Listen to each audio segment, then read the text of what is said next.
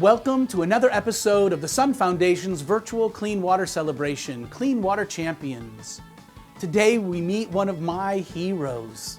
Who are your heroes? Who are the people you look up to who have made a difference in their world? Hannah Testa, as a high school student, spoke before her state legislature, helped to write legislation and pass laws to reduce use of plastics. Hello everyone, so good morning. So thank you for coming out today. I know it's early, but I promise you this will be super interesting. So as you heard, my name is Hannah Testa and I'm 16 years old and I'm from Atlanta, Georgia. And I'm also the founder of an organization called Hannah for Change, where I advocate for the planet by focusing on animal rights issues and climate change and plastic pollution. So I'm here today to tell you a little bit about my story and hopefully light a spark in you to go out and to find your voice, to achieve your dreams and fulfill your passion. My story starts at the age of 4. I've always been passionate about Mother Earth, and it has been ingrained in me by my parents to show respect for the earth and all of its creatures, and to treat others the way you would want to be treated. I love being out in nature and being in the dirt, and my summers were filled with gardening, planting fruits and vegetables and herbs, and I love that feeling of being connected to the earth. And so I wanted to share that feeling with my friends. So I asked my mom when I was in kindergarten if I can grow tomato plants from seeds to give to each of my classmates so that they can start their own organic garden. So I patiently watered these seeds I put in tiny pots so that on Earth Day, I was able to give each of my classmates their tomato plant, and I talked to them about why we celebrate Earth Day every year, why they should have an organic garden, and how to be green. And I actually have a short video clip of that kindergarten presentation. 100 different countries joined together in the celebration. On Earth Day, we remember to appreciate nature and learn ways to protect our environment.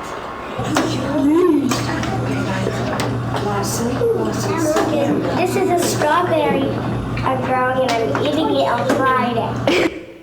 And that strawberry was delicious. So, as you can see, even at a young age, I felt that knowledge should be shared rather than just kept to myself. As I grew a little older, I became more and more aware of issues going on in the world that affected the animals I loved. I saw how elephants and rhinos are being killed for their horns and tusks. Dolphins are being slaughtered in Japan. And how an orca whale in Miami has been kept in a concrete tub that doesn't even meet government minimum standards. I cried when I saw how animals were suffering at the hands of humans. And it went against everything I had been taught. And I felt that something should be done and that I had to speak up and be the change. So I started various projects. I started collecting donations and supplies to give to worthy causes. I started fundraisers and I even participated in marches for various causes. And through my advocacy work, I started to learn a little bit about plastic pollution and how it was having such a huge impact on marine species. But it wasn't until around the age of 10, I watched this documentary called Plastic Paradise. And that was what really opened my eyes to the issue of plastic pollution and how bad it really is. I was shocked to see that plastic is entering into our food chain and that little action is being taken. And few people even thought about what happens when you throw away plastic. I was shocked when I realized that something that was made to be used for just a few minutes in most cases will remain on our planet for hundreds to even thousands of years and is going to outlive me and you and your children and grandchildren and beyond. Something inside of me said that if people were aware of the issue of plastic pollution, they would change their ways. And as Maya Angelou once said, when you know better, you do better. And I felt the documentary Plastic Paradise was so powerful and moving that I wanted to share that knowledge with others. So I first started with my family, and I talked to them about plastic pollution, and together we were able to change our daily habits almost immediately. And then I wanted to get involved in my community.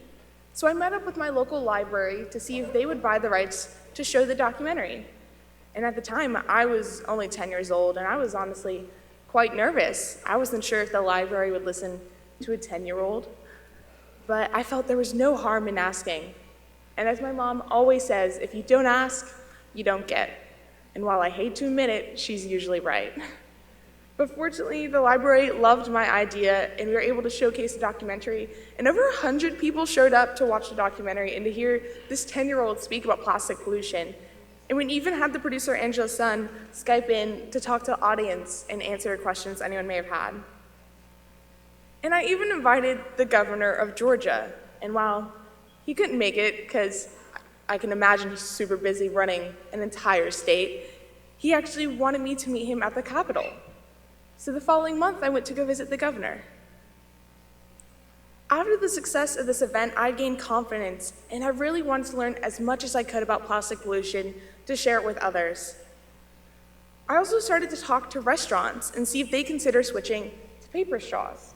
So every time I'm out to eat, if they use plastic straws, I ask to speak to the manager and talk to them about switching to paper straws.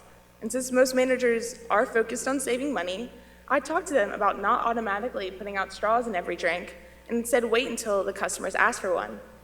Not only will that help save the environment, but that'll also save them money. And even if I go to a restaurant that does use paper straws, I still ask to speak to the manager, and I thank them for what they're doing. That little act of kindness can really go a long way. For example, I was at a restaurant called Ted's Montana Grill, which is fairly common in the South near Atlanta, and they use paper straws, so I talked to the manager and I thanked them for what they're doing, and he was so touched by my thank you, because most managers usually hear complaints about their food or the service. So he actually put me in contact with the lady in charge of sustainability for the whole chain of Ted's Montana Grill restaurants. And so then I reached out to her, scheduled a meeting with her, and thanked her for what she was doing. And to my surprise, she said that the owner of the restaurants wanted to meet me, and his name is Ted Turner. So for those of you that don't know, Ted Turner is the founder of CNN, and he's an entrepreneur, philanthropist. He actually owns more land than anybody else in America, which I did not know. But he was super touched with what I had to say. And so now he actually got me to speak at one of his annual conferences. And now I'm good friends with his family, and they're my mentors, and they're huge allies in my fight against plastic pollution. Over the last few years, I've presented to tens of thousands of adults and children across the globe, including politicians and businesses, about the issue of plastic pollution and what we can do to reduce our plastic footprint. In the past few years, however, I felt I wanted to do even more to make a bigger impact, and so I started getting involved in the political process. That includes local, state, and federal level.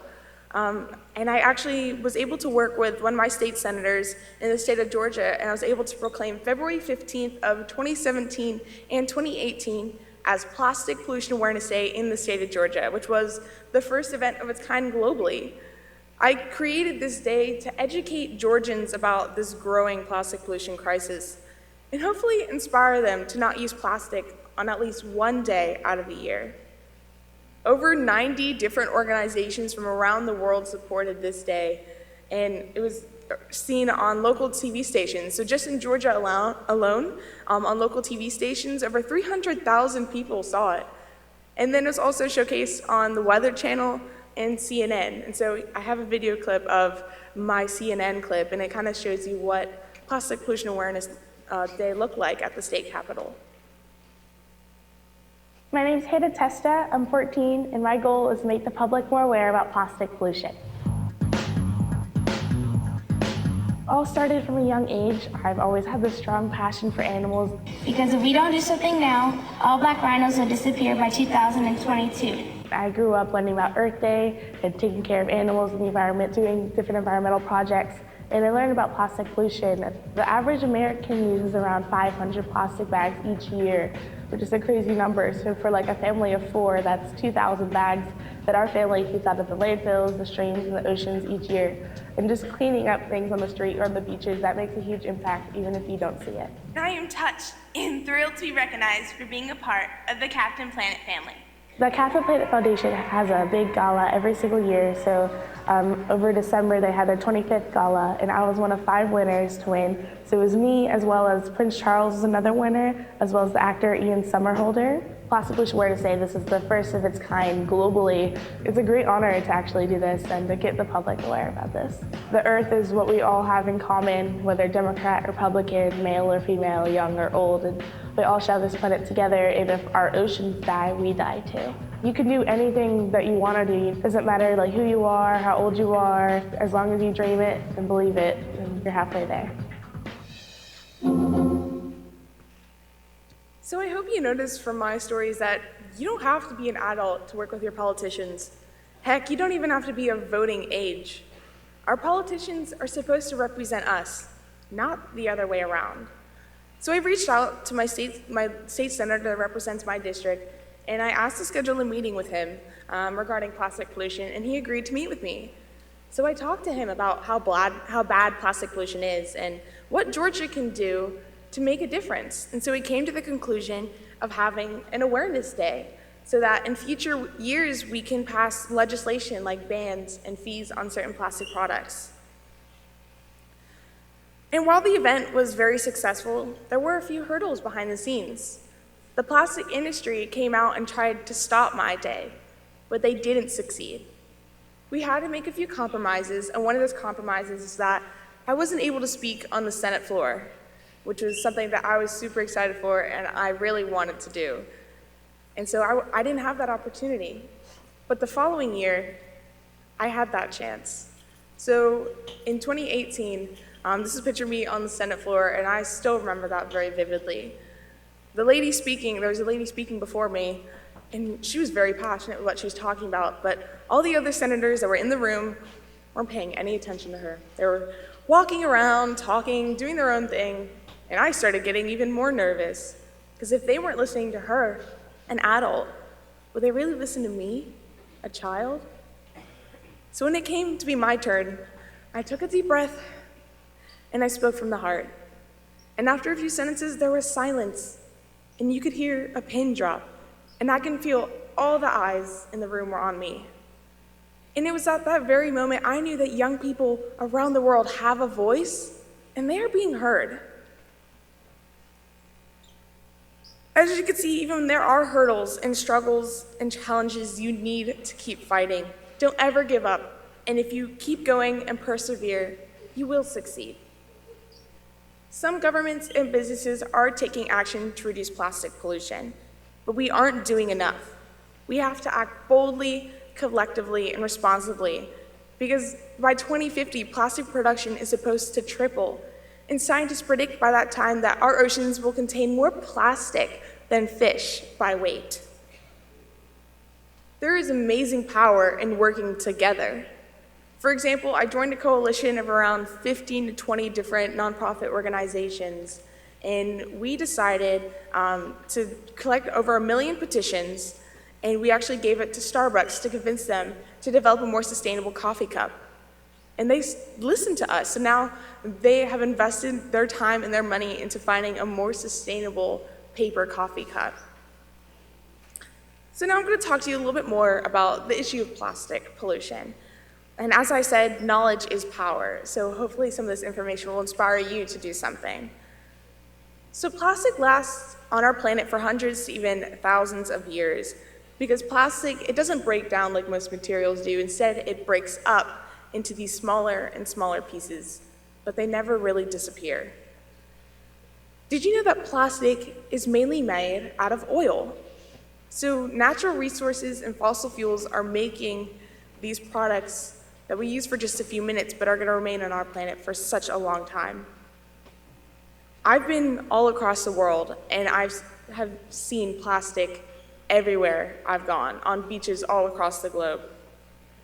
There's this beautiful country that I went to called Brunei, and it's a pretty small population. It's an island country, and there's this beautiful community called Kampung Ayer, and around 13,000 people live there, and it's this village on stilts that's over 600 years old.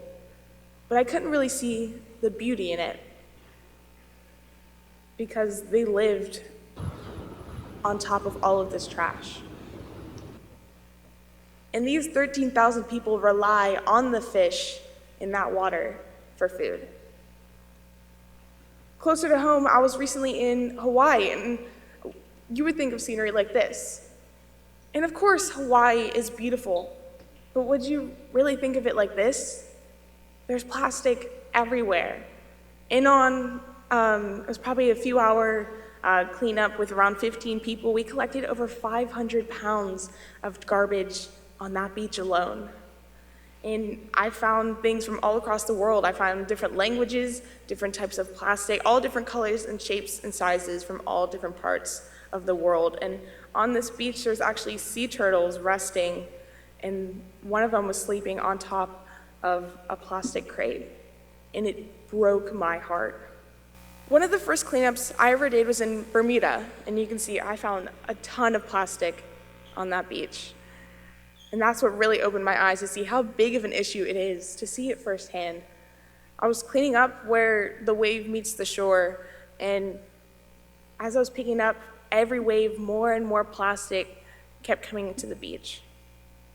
When you see that your bathroom sink is overflowing, you don't stop to grab a mop. You run to turn off the tap. And we need to do the same with plastic pollution. And I noticed that in Jamaica and Miami as well. We need to tackle the source and turn off the tap. And that begins with individuals taking action and learning from information. So this year, I actually participated in an ocean challenge. And so I actually helped to develop a school curriculum so teachers can educate students about ocean health and learn about plastic pollution. And with this curriculum, we actually developed a campaign. So as Students Rebuild, we're actually collecting art pieces. So for all the teachers, and even for the students out here, if you want, you could take a picture of this link. We're collecting art pieces that are designed like the ocean. So it can be an origami fish, it can be a drawing of the beach, and if you submit it to this link, you can either take a picture of it or there's instruction on there to physically mail it to them. They will donate $2 for each art piece they collect, and they can raise up to $500,000, and it's all gonna go towards ocean conservation. And if you do decide to physically mail it to their headquarters, they're actually gonna make a giant display out of it, and it'll actually be showcased in the aquarium in Chicago for World Oceans Day. So if you want to, you can be a part of this campaign, help protect our oceans, and even have your art displayed on World Oceans Day this June. So as individuals, there are easy actions we can take.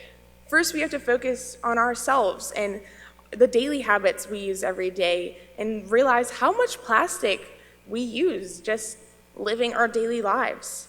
And most of you are probably already aware of how bad single-use plastics are, like bags and straws and cups and utensils and things like that. And I'm not gonna bore you with all that information because I'm sure most of you already know a lot about those materials.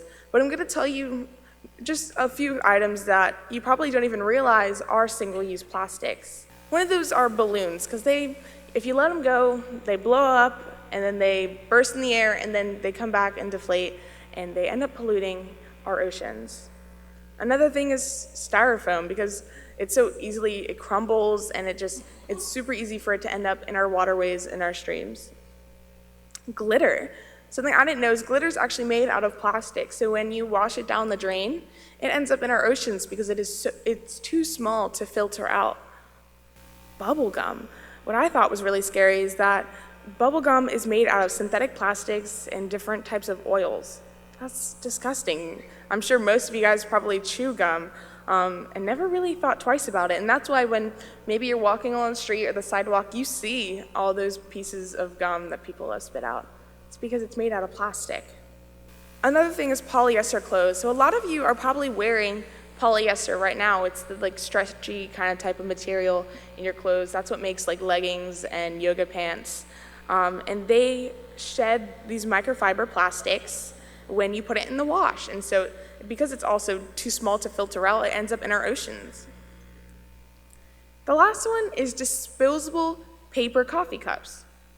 Yes, paper coffee cups. The inside of them are actually lined with plastic, and so that makes it almost impossible to recycle. And that's why that coalition reached out to Starbucks to develop a more sustainable cup, because you cannot recycle those paper cups because of the plastic that's on the inside that makes it heat-proof and leak-proof. So if you're feeling overwhelmed, don't be. There are so many solutions out there. I have this page on my website called Greener Alternatives, and I have a list of some of my favorite companies for different alternatives you can use, and I have different coupon codes that you can get anywhere from 5 to 50% off. Some of my favorite things that I use, that can be a reusable toothbrush that is made out of bamboo instead of plastic. That can be a reusable bottle or a reusable bag. So I hope my advice is giving you some ideas, and hopefully I've inspired you. Whether you do something small like participate in a cleanup or do something big like create a campaign, you are still making a huge impact. I hope you learned that we don't have to wait until we're older to follow our dreams and do what is right. And hopefully my story shows you is that we can do anything we want right now because we are young and brave. We can be warriors, problem solvers, and game changers. If saving the environment is your passion, learn all you can at this conference so you can go home and take action. I want to leave with you a quote from Oprah that says, "There is no greater gift you can give or receive than to honor your calling. It is why you are born and how you become most truly alive." We are the last best hope for the earth. I want to ask you, what will you do to make the world a better place?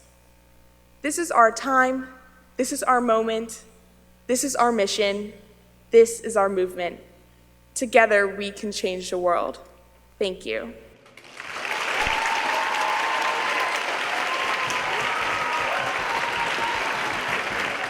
She is more than an advocate.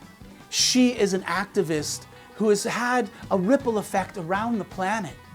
What can we learn from this young woman? Her drive, her determination. What can we learn from her that will inspire us to be clean water champions?